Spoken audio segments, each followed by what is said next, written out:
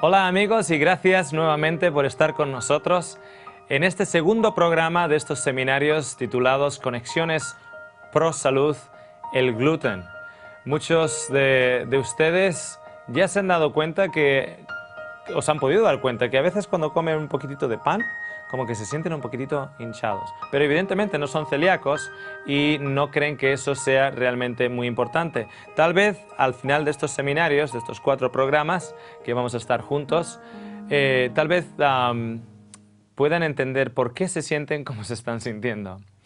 Pero antes que nada, me gustaría anunciarles el título del día de hoy: Amalgamaciones. Amalgamaciones. En el pasado programa habíamos comenzado a hablar de lo que el padre de la genética realizó en el siglo XIX, a finales del siglo XIX, pero realmente no hemos indagado en ello y esta es la hora en la cual vamos a especificar muchas de las cosas que han sido introducidas actualmente en el consumo o en la creación de alimentos, especialmente como nuestro programa está dedicado al gluten, especialmente en el trigo. Quiero que lean conmigo este aviso antes de comenzar. Sepa que estos seminarios están diseñados para compartir información con el público en general. La información presentada no ha de ser interpretada o usada para el tratamiento de casos individuales. Consulte con su profesional de la salud. Y para ello, al mismo tiempo, no solo le estamos dando información, sino le estamos poniendo las referencias para que usted allá en su casa, si tiene internet, pueda tener acceso a la mayoría de estas referencias. Algunas de ellas va a tener que usted registrarse y posiblemente pagar.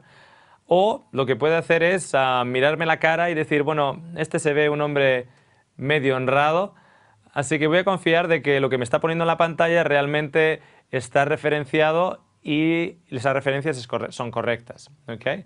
Pero definitivamente les invito a leer los artículos completos donde estas citas están sacadas. Y eso lo puede conseguir en la mayoría de los casos gratuitamente. ¿Okay? Bien, concluíamos la sesión anterior trayendo a mente al padre de la genética, Gregor Mendel, que fue el primero en comprender la genética de la herencia y la segregación. Y hablamos cómo este fraile tenía una pasión por las plantas y tenía una pasión por la ciencia realmente. Y a través de descubrir los genes dominantes y los genes recesivos y las diferentes combinaciones que podrían ser ayudadas a conseguir, él creó diferentes híbridos de guisantes. Al mismo tiempo también acabamos comentando que consiguió incluso una nueva raza híbrida de abejas a la hora de que fueran más productoras de miel o mejores productoras de miel. Pero por el hecho de que tenía esa condición moral y cristiana, siendo un fraile en sí, tuvo que destruir esa nueva raza híbrida creada por el hecho de que eran tan agresivas que él se dio cuenta que realmente el efecto híbrido había creado un monstruo en lugar de algo que fuera a ser para el beneficio de la humanidad. Y él se encargó de que esa nueva raza híbrida de abejas nunca llegara a la luz y nunca fuera sacada, digamos, fuera de su laboratorio. Bien, también sabemos que Mendel publicó sus hallazgos en 1866, pero no fue sino hasta 34 años después y 16 después de su muerte que su trabajo fue llevado a la luz. Entonces, estamos hablando de finales del siglo XIX, principios del siglo XX, cuando el trabajo de Mendel realmente fue no solo estudiado, sino corroborado, y los nuevos experimentos en genética e hibridización comenzaron para, originalmente, el beneficio de la humanidad. Le gustaría pensar que ese era el motivo principal. Vamos a hacer una recapitulación en los tipos de grano de trigo que han existido en la antigüedad. Algunos de los granos que les vamos a mostrar son híbridos, pero son híbridos históricos.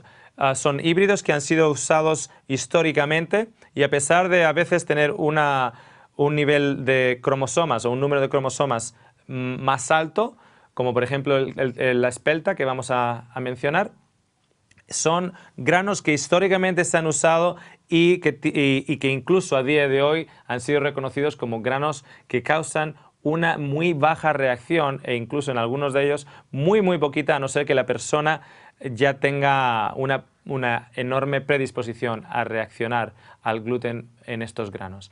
Todos estos granos que les vamos a mostrar, todos ellos tienen gluten. Todos ellos tienen gluten. El gluten es una combinación de proteínas dentro de otra combinación mayor de proteínas dentro del grano de trigo.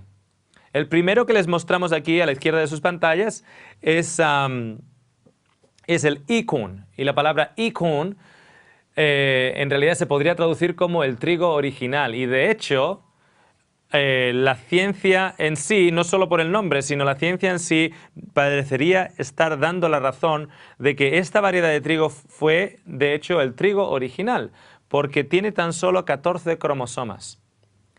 Y era un trigo que se ha identificado como un trigo que se utilizó en la cuna de las civilizaciones, en Mesopotamia, ¿okay? Zona identificada como la cuna de la civilización. Y este trigo original que tenía gluten, ¿okay? Tenía un gluten o una formación de proteínas o péptidos en cuales las uniones de los diferentes aminoácidos eran suficientemente firmes para mantener la estructura, pero al mismo tiempo suficientemente frágiles para cuando, al estar expuestos por los jugos al grano, los carbohidratos siendo impregnados por la amylase de la saliva y luego la proteína por el ambiente ácido del estómago, esas cadenas de aminoácidos podían fácilmente ser rotas. Más adelante les voy a explicar exactamente cómo el cuerpo asimila aminoácidos y cómo el cuerpo, si no es capaz de romper esas cadenas de aminoácidos, tenemos una proteína completa que el cuerpo no puede el cuerpo no puede llegar a asimilar. ¿Okay? Entonces tenemos el Ikun en Mesopotamia y se cree además que personas, por ejemplo, en la tradición judía, personas como Abraham, que vivía en Mesopotamia, posiblemente llevara el Ikun a lugares como, por ejemplo, Egipto, donde él vivió y visitó.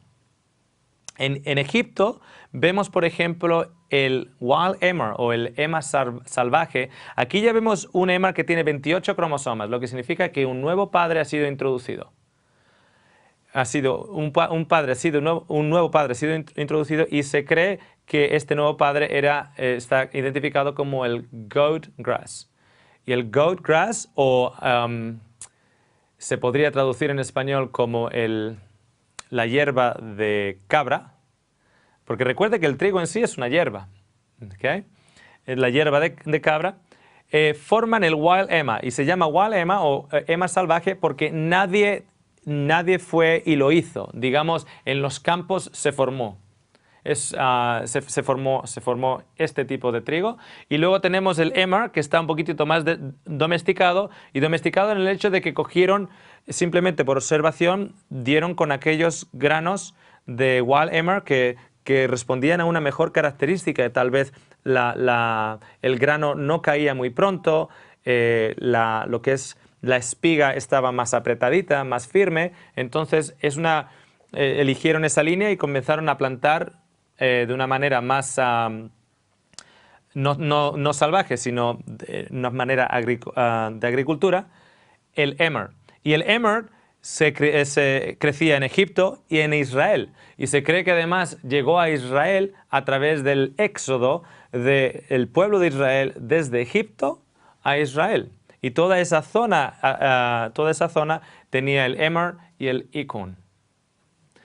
Se cree además que esta variedad de trigo, el emmer, fue el que el histórico José guardó en Egipto por más de 7 años para tener pan que pudiera salvar a la nación egipcia. De hecho, si existen descendencias de esa nación egipcia hoy, es debido a que generaciones pasadas en Egipto sobrevivieron por este pan hecho con el trigo emmer.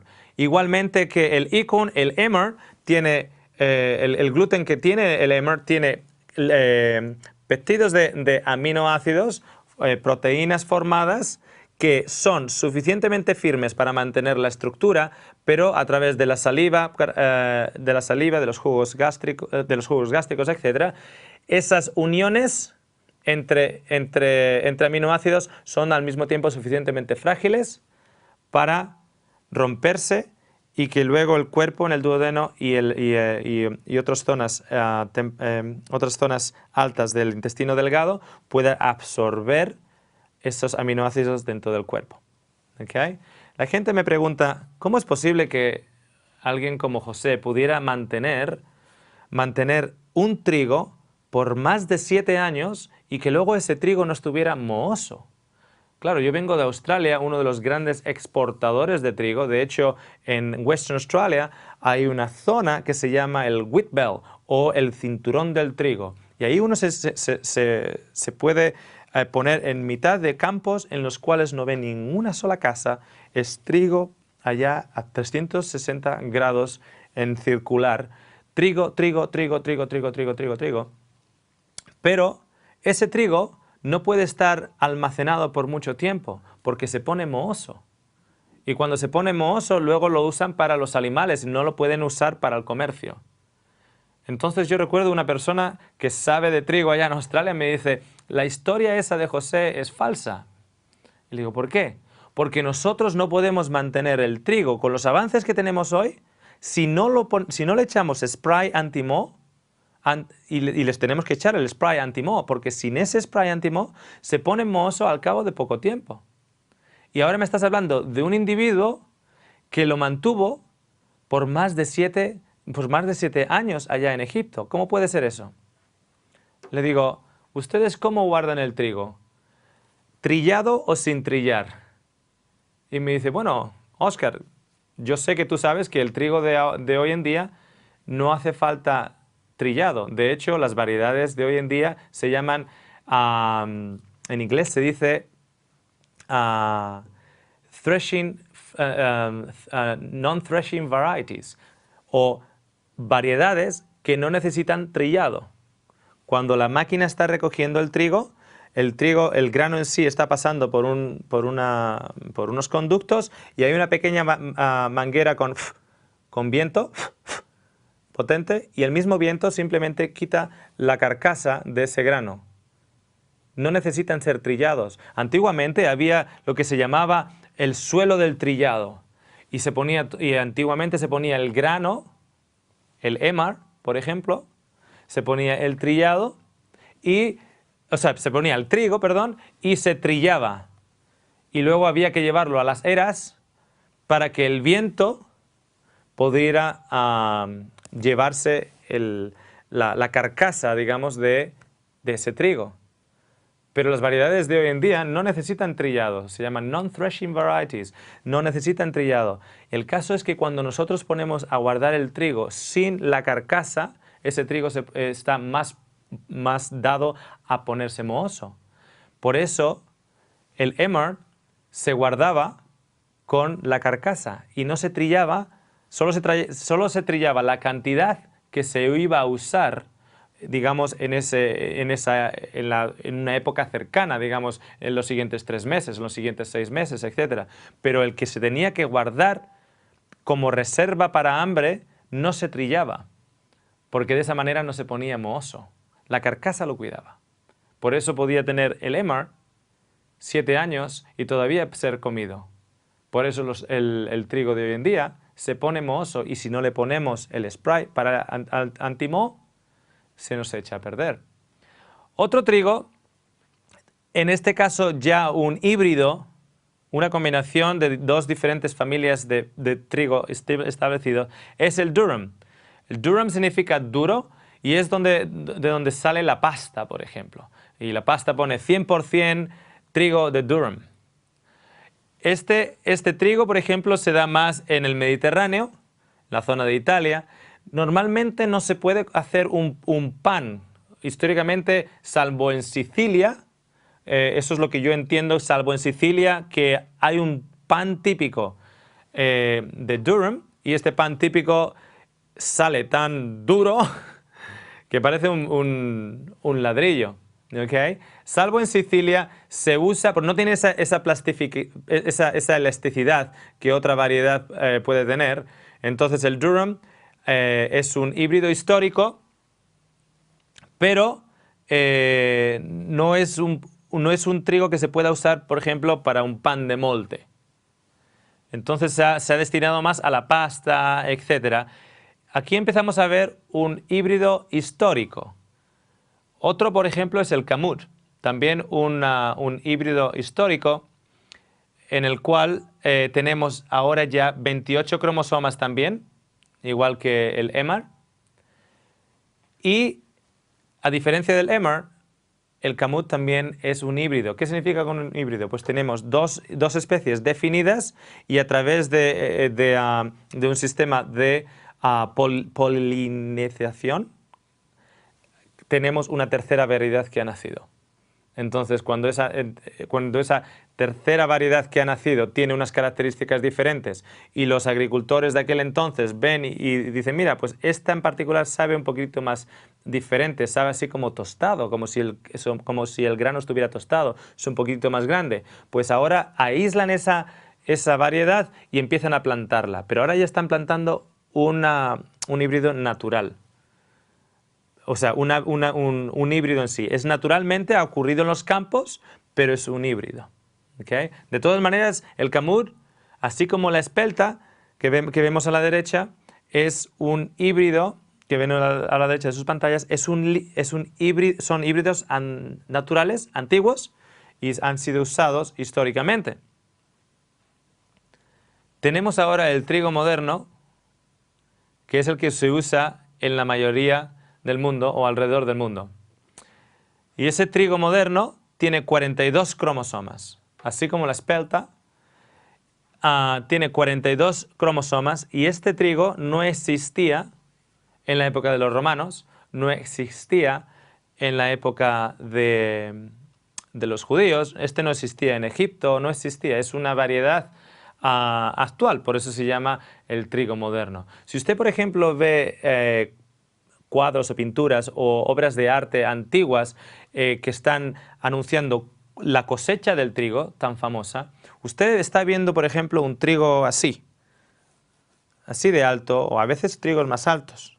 Cuando usted, por ejemplo, está viendo el trigo moderno, en la mayoría de los casos, es un trigo así. Y algunos hasta más pequeño. Y están totalmente listos para segar. Claro, cuando nosotros tenemos una variedad de trigo que es aquí así, ganamos en varios aspectos. Ganamos en el hecho de que tenemos el grano y tenemos la paja. Y tenemos tan poca paja que tenemos poco gasto, poco desecho. No estamos generando el mismo desecho que si el trigo estuviera hasta aquí arriba. Al mismo tiempo, ganamos en el hecho de protección, porque cuando el trigo está más alto, cuando viene el viento, va a haber más riesgo de que esa planta se caiga o se dañe. Mientras que si la planta es más baja, pues el viento no le va a afectar de la misma manera. Entonces vemos que tiene sentido, por ejemplo, al mismo tiempo, cuando estamos con las máquinas a la hora de segar. Cuando las máquinas están segando un trigo que está por acá, es mucho más fácil que segar, y hay menos pérdida que segar un trigo que es mucho más alto. Entonces es conveniente a la hora de la maquinaria y la ingeniería y el diseño, es conveniente a la hora de que hay menos gasto de paja, hay menos esfuerzo para que la planta crezca a esta altura, lo que significa que lo puede poner ese esfuerzo en generar más grano y con lo que aumenta la producción. Y al mismo tiempo, si podemos tener una variedad que no necesite trillado, todavía mucho mejor, menos trabajo, porque ahora entra por la cosechadora, le quitan la carcasa. Entonces es, como decimos en inglés, es un win-win situation. Ganamos por un lado y ganamos por el otro. Pero ¿y si no todo fuera ganancia? ¿Y si no todo fuera ganancia? En el anterior programa dijimos que en los últimos 50 años, de acuerdo a un estudio reciente de 15 expertos mundiales en este asunto, en el asunto de problemas gastrointestinales, expertos en la enfermedad celíaca, etc., nos anuncian que en los últimos 50 años ha habido una epidemia de personas con reacción al gluten y con reacción al trigo en sí. El nacimiento del trigo enano. ¿De dónde viene este trigo? Así tan pequeñito. No hay ninguna manera en que podamos encontrar su nacimiento en la historia de atrás e identificarlo como el trigo que se consumía en la antigüedad y por las civilizaciones. El trigo que hizo que civilizaciones no se extinguieran. El trigo que posiblemente Jesucristo partiera y repartiera. No hay evidencias de que fuera este trigo enano y la mayor de esas razones es la siguiente. El más influente de todos los avances de reproducción del trigo en el siglo XX fue la introducción del RHT8, gen de altura reducida, en diversas áreas del mundo donde el trigo era comúnmente cosechado. El gen RHT8 es el gen de altura reducida. Y para conseguir ello, en aquel entonces, evidentemente, no existía la tecnología de modificar genéticamente que existe hoy, en el cual, a través de un proceso, se corta parte de la información genética de una planta o un animal o un producto orgánico y se introduce en los cromosomas, se pega dentro de los cromosomas de la variedad que tú quieres modificar. Por ejemplo, si tú quieres un tomate que no se te congele en temperaturas muy frías y puedas cosechar y puedas cultivar y producir tomates en lugares bien fríos, lo que puedes hacer es extraer parte de la información genética de un pez que no se congela en aguas congeladas del Polo Norte, extraer esa información genética que ha sido identificada como el responsable para que ese pez no se congele y a través de un proceso tú cortas esa información y la introduces en la información genética del tomate. La pegas, entonces el nuevo tomate sigue siendo tomate, pero ahora tiene un trocito de información genética que es parte de ello y permite que esos tomates crezcan en climas bien fríos y no se congelen. Esa es la tecnología de hoy. Tomates modificados, eso es lo que se llama genéticamente modificado. Hay un proceso anterior a eso, que es la hibronización por parte del humano, usando una serie de productos, una serie de radiaciones y una serie de inserciones. Y una de ellas es el gen RHT8, y esta tecnología que les he comentado del tomate no existía entonces, había otro proceso a través de la polinización y de la hibridización, ¿okay? Y consiguieron introducir este gen que pertenecía a una hierba enana en Japón. Por eso tenemos el Emar con 28 cromosomas y ahora tenemos el trigo moderno con 42 cromosomas. Una familia, un nuevo padre ha sido añadido. Para que vean vean el significado de añadir un nuevo padre en el trigo. 42 cromosomas, el trigo moderno. Usted y yo tenemos 46. Casi a nivel de cromosomas es tan complicado como usted y yo. De hecho, no ha sido hasta el 2010, 3 años atrás, que en Inglaterra se ha dado a luz el hecho de que hemos podido descifrar la información genética del trigo para poder luego hacer procesos como lo del tomate y el pez, etc. No ha sido hasta el 2010. Pero ¿cómo era el proceso anterior? Era un proceso de hibridización. Estos trigos que ven en sus pantallas son todos trigos maduros, son todos trigos que están listos para ser cosechados. Todos ellos, desde el más alto al más bajo. Entonces, ¿cuál de ellos creen que conviene más? Pues tal vez algo así. Según uno va más hacia la derecha, se da cuenta pues, que tiene menos gasto. Y si la producción es la misma, si es que la producción es la misma, pues vamos al que tenemos menos gasto. Si al mismo tiempo, no solo que la producción es la misma, sino que la producción es mayor, y no solo que la producción es mayor, sino que el índice del gluten es más alto, significa que yo puedo poner más levadura y me va a dar más volumen. Porque lo que hace que el pan aguante, cuando le insertamos la levadura, lo que hace que el pan aguante alto es el gluten. Por eso los panes sin gluten que uno trata de hacer en su casa, si trata de hacer el mismo proceso, ese pan va a subir por la de levadura, pero no va a tener la estructura para sujetarlo y va a quedarse plano. Entonces, vamos a presentarles a una persona que ha sido llamada el José moderno. Según Times Magazine, los esfuerzos del Dr. Norman Borlaug por desarrollar e introducir variedades híbridas de cereales en la agricultura de los países en desarrollo son de mérito histórico. Se estima que 1.000 millones de personas fueron salvadas de morir de hambre. Es por ello que el Dr. Borlaug ha sido considerado el José moderno, aquel que a través de sus esfuerzos en el área de los granos ha conseguido que miles y miles y miles de personas no hayan muerto de hambre. Entonces, ¿quién es este señor? Pues este señor, un científico bien aclamado, se unió con un proyecto que fue financiado por el gobierno mexicano, la corporación Rockefeller y el gobierno estadounidense después de la Segunda Guerra Mundial. Quiero que entiendan esa fecha.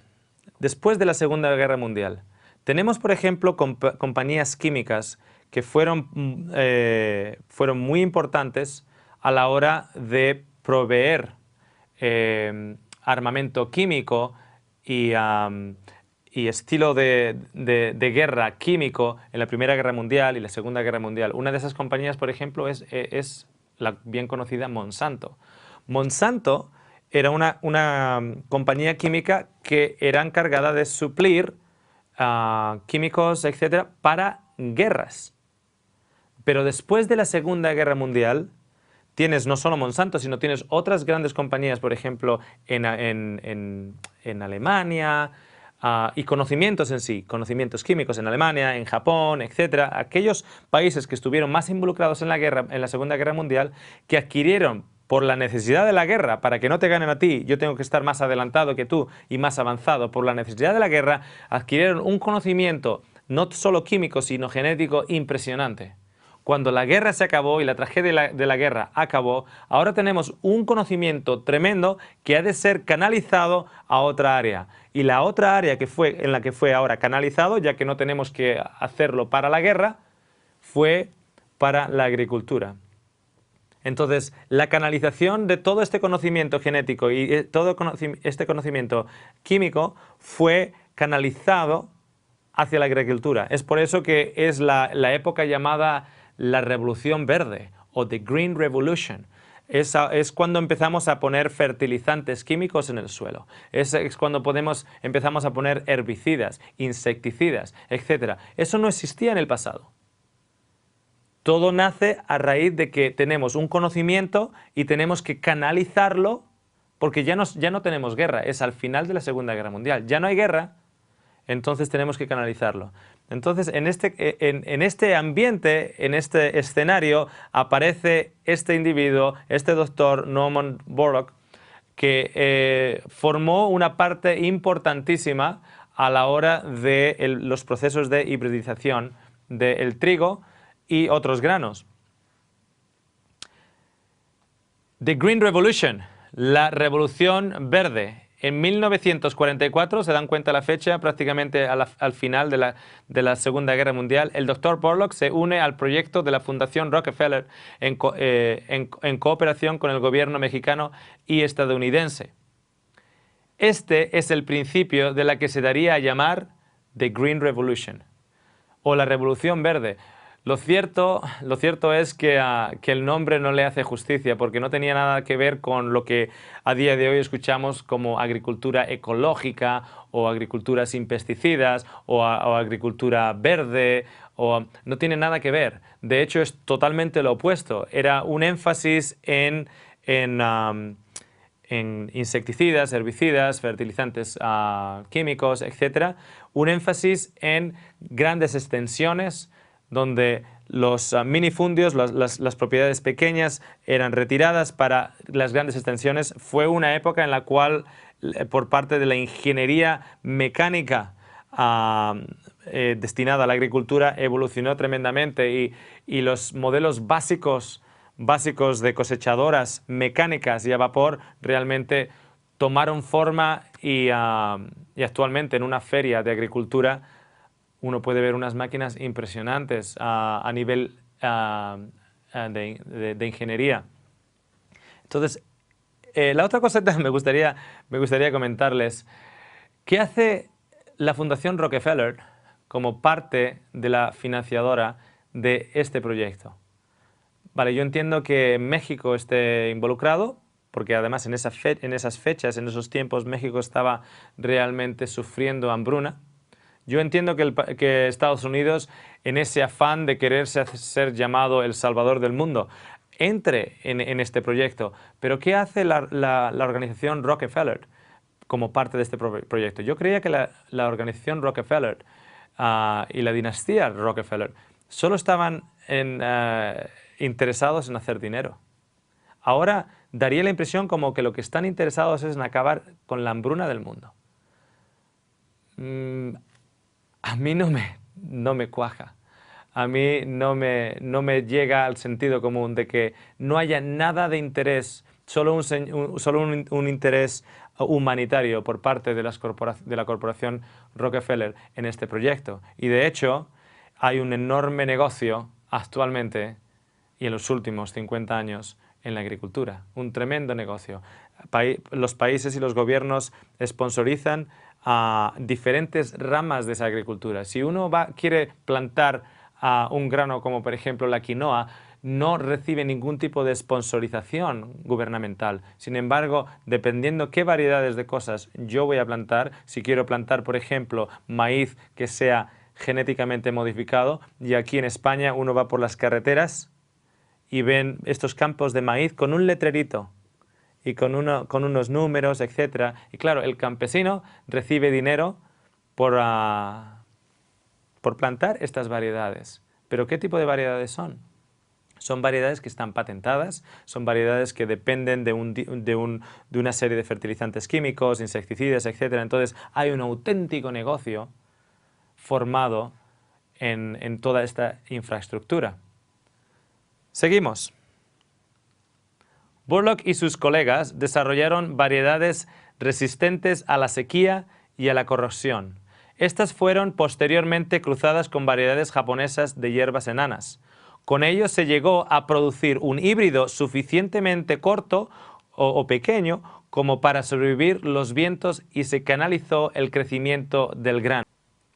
Tenemos ahora, como comentábamos, unas diferentes variedades que pueden producir más en el mismo, en el mismo, en el mismo área de terreno, con lo que estamos entendiendo que vamos a poder alimentar a más población y vamos a poder ayudar con el efecto de crecimiento exponencial que estamos sufriendo a nivel de población.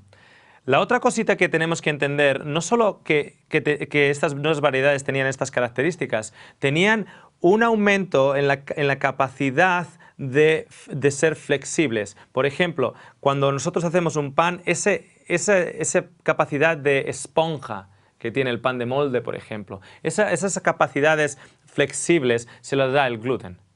El gluten viene de la palabra, o sea, en inglés no hay ningún problema porque podemos identificar la raíz de esa palabra. Gluten es glue, es pegamento. De hecho, el concepto de gluten es lo que une. Por eso, de pequeños usábamos periódico, lo mojábamos con harina y con agua y hacíamos pegamento y hacíamos figurines con ello y quedaba todo pegado. La propiedad era el gluten en sí, era el pegamento. Entonces, una de las facultades de estos nuevos híbridos es que no solo había más producción, sino que aparte de haber más producción, este mismo grano nos daba la posibilidad de más producción del producto, porque podíamos sacar más pan con la misma cantidad de harina, por el hecho de que teníamos más cantidad de gluten también. Claro, algo ocurrió también con ese gluten. Como recordarán al principio, hablábamos del Acorn o hablábamos del Emmer, cómo tenían esos péptidos, esas cadenas de proteína, y los bloques que las forman son los aminoácidos. Esos aminoácidos en las variedades antiguas eran suficientemente firmes para mantener la estructura y dar cualidades con las cuales podríamos hacer pan, pero al mismo tiempo a través de la saliva y las enzimas que tenemos en la saliva y a través de los jugos gástricos, de la gastrina, etc., estas uniones entre aminoácidos eran suficientemente frágiles para que cuando estos aminoácidos o estas líneas de proteínas llegaran al intestino delgado, en el duodeno, otra enzima, la tripsina, pudiera cortarlos en los diferentes bloques de aminoácidos y entonces ser absorbidos en nuestros cuerpos, y el cuerpo ahora con esos nuevos aminoácidos podría formar sus propias proteínas. Pero en las nuevas variedades, claro que teníamos un aumento en la cantidad de gluten, pero al mismo tiempo algo ocurrió también en esa hibridización a la hora de analizar las cadenas de aminoácidos.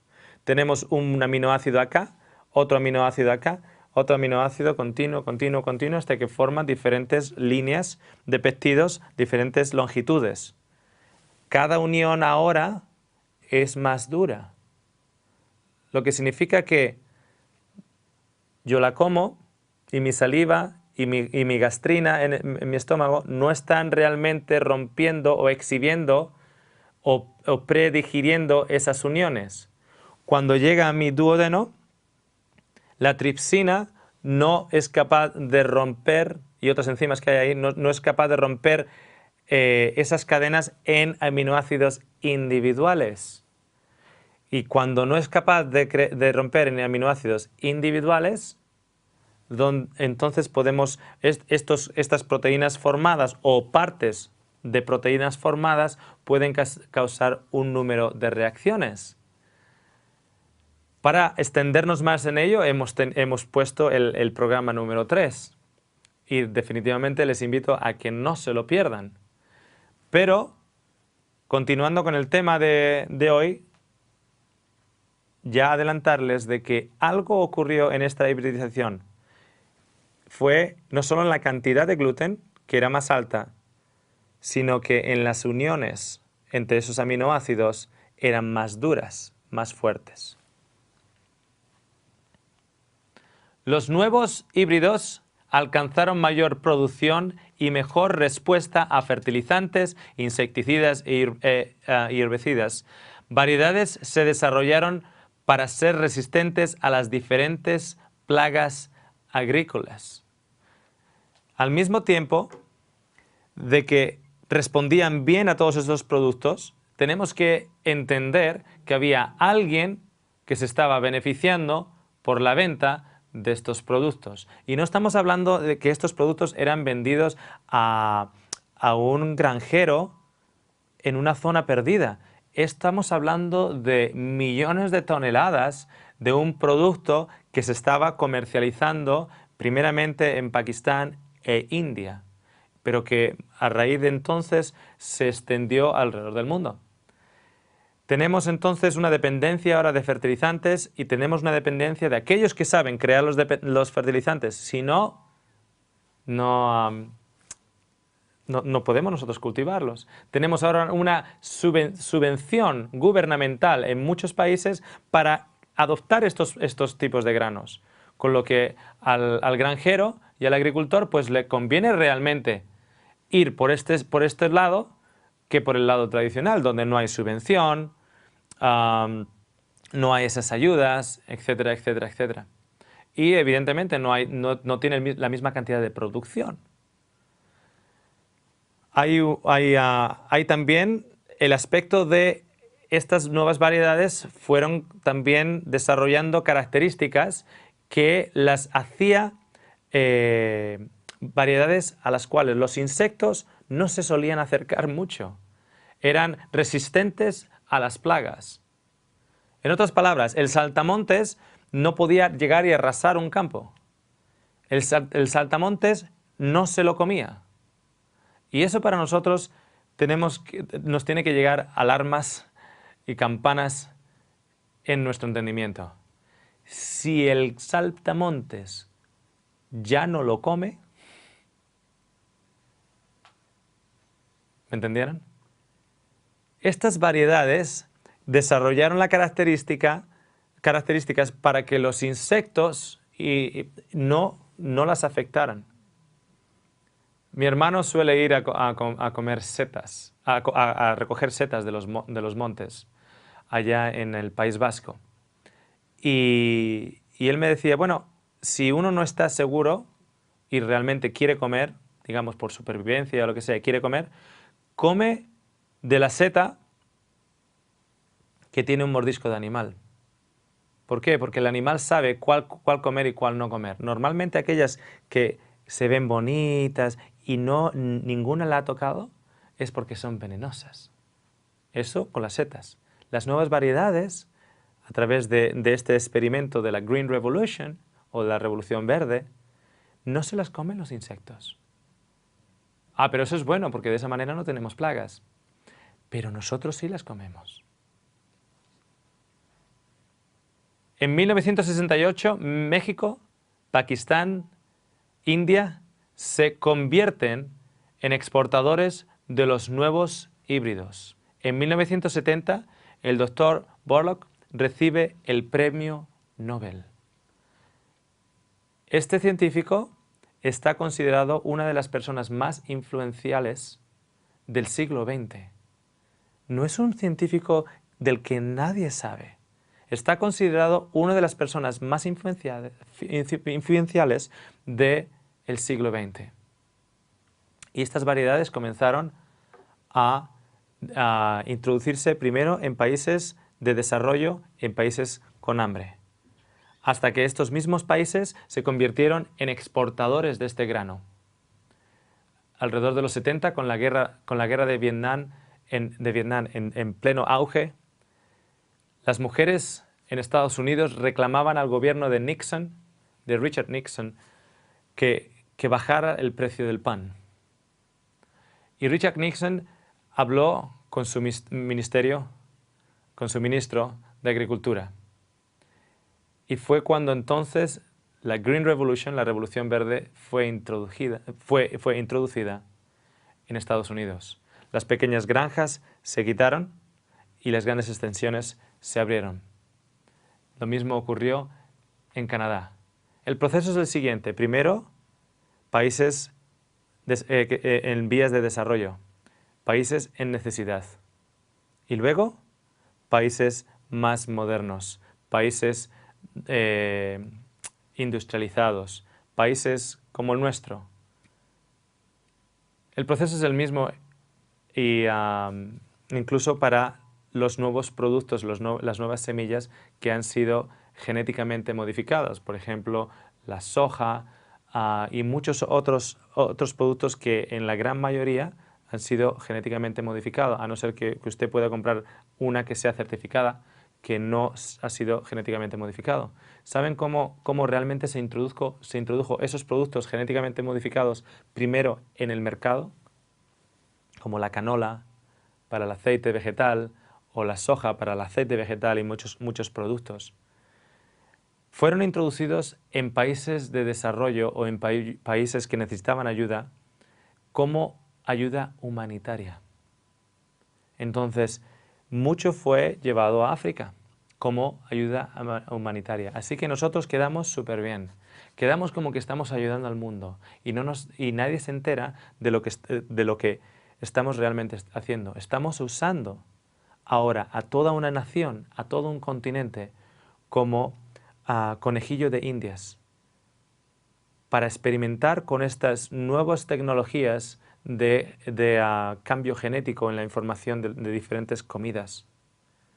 Y cuando vemos que aquellos en África no tienen una reacción muy notable, luego lo introducimos en Canadá, luego lo introducimos en Estados Unidos, luego hablamos con los gobiernos en Europa y decimos, nosotros les vamos a ayudar a la hora de sponsorizar y subvencionar ciertos tipos de grano, de maíz, de trigo, etc.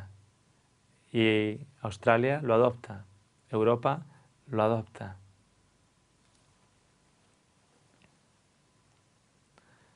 En los 70, el presidente Richard Nixon abre la puerta para que la Green Revolution tome las riendas de la agricultura estadounidense como respuesta a la presión ciudadana por los altos precios de los alimentos. En la década de los 80, la Green Revolution se extendió a China, ahora el mayor productor mundial de alimentos. En 1997, el 81% de la superficie destinada a la producción del trigo en los países de desarrollo fue sembrada con trigos semienanos produciendo un mayor rendimiento y una mejor respuesta a la fertilización con nitrógeno. El 99% del trigo cultivado hoy ha sido hibridado en los últimos, ¿qué? En los últimos 50 años. En el primer programa les mostré la cita en la que se indica que en los últimos 50 años los científicos se han dado cuenta de que existe una epidemia que está creciendo y creciendo y creciendo por una intolerancia al trigo y una intolerancia al gluten en los últimos 50 años. En los últimos 50 años también ha sido cuando ha ido creciendo y creciendo y creciendo no solo la producción, sino el consumo de variedades que no existían en el pasado.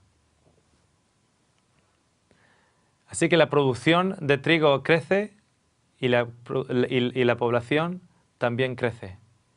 Pero esa producción de trigo está creciendo sin aportar nuevos campos.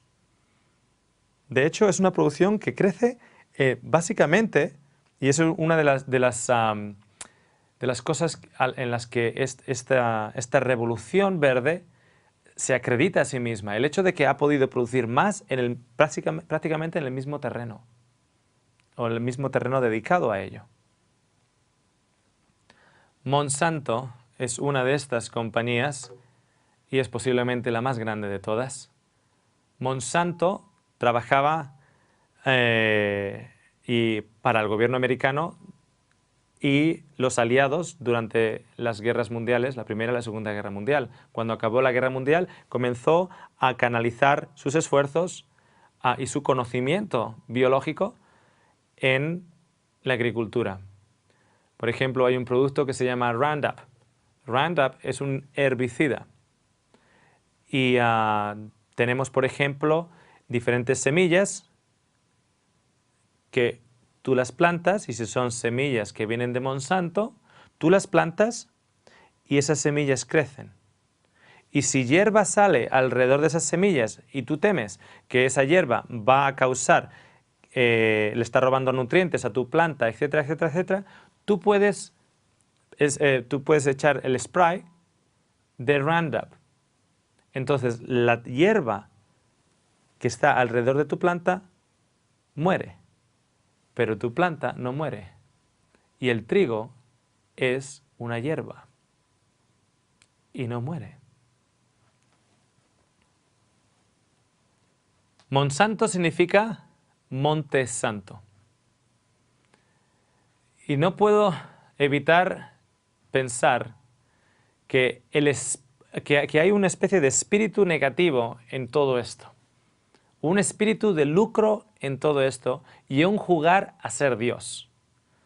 Porque es como que alguien está subido en el Monte Santo jugando a ser Dios. En 1997, Monsanto registra en Estados Unidos el químico de hibridación utilizado hasta entonces para la creación de nuevas variedades de trigo. En el 97, ellos patentan este químico, porque Monsanto le gusta patentar. De hecho, Monsanto es el dueño del 90% de las semillas que se plantan en agricultura en el mundo de hoy. 90%. 90% de las semillas que se están plantando en el mundo a día de hoy son patentadas y pertenecen a Monsanto. Entonces, tú cuando usas un producto patentado, aquel que es dueño del producto recibe un porcentaje. ¿Cómo uno puede patentar trigo? Bien fácil. Si ese trigo no existía en el pasado, tú lo has creado, tú puedes patentarlo.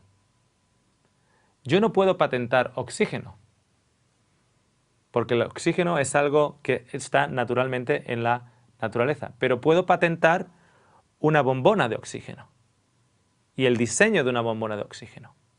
Yo no puedo patentar una semilla yo no puedo patentar Emart, yo no puedo patentar Econ, yo no puedo patentar aquellos, pero si yo creo un híbrido, yo puedo patentarlo.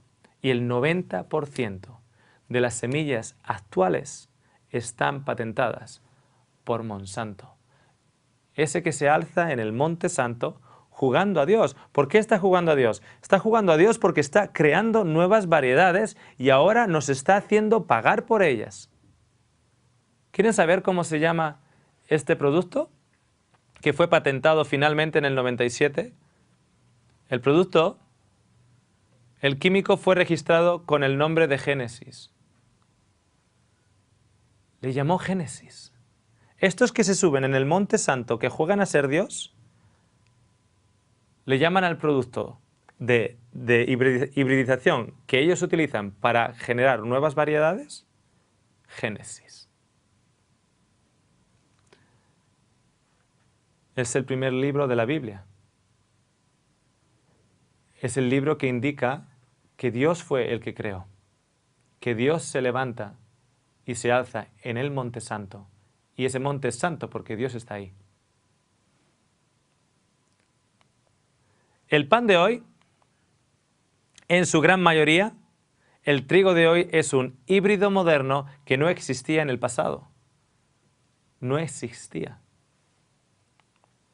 En el siglo XIX se sabía de 6 variedades históricas y definidas de trigo.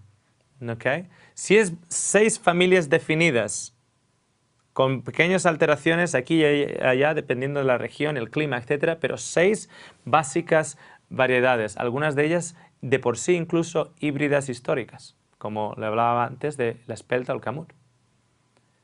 Quiero que ahora piensen en sus casas aproximadamente cuántas variedades de trigo existen hoy en día. Le voy a dar la referencia en la publicación Plant and Nutrition. ¿100? ¿200? Escucho 1000.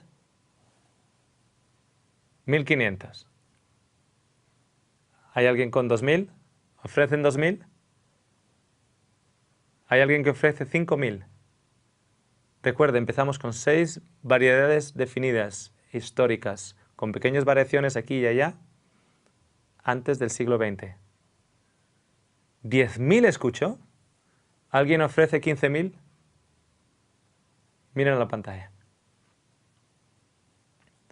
Más de 25.000 variedades en el día de hoy que no existían. No existían hace más de 50, 100, 150 años.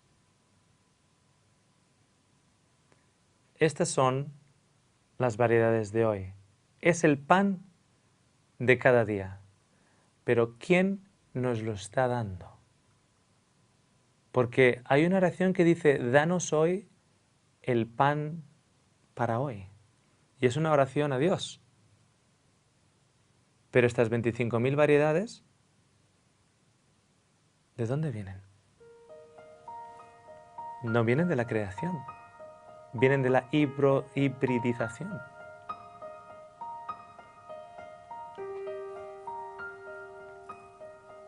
Realmente le invito a que nos acompañe al tercer programa. En él vamos a analizar qué es lo que estas nuevas variedades pueden estar causando en su cuerpo, en su salud. Y déjeme decirle, va más allá de las tripas. Gracias por estar ahí.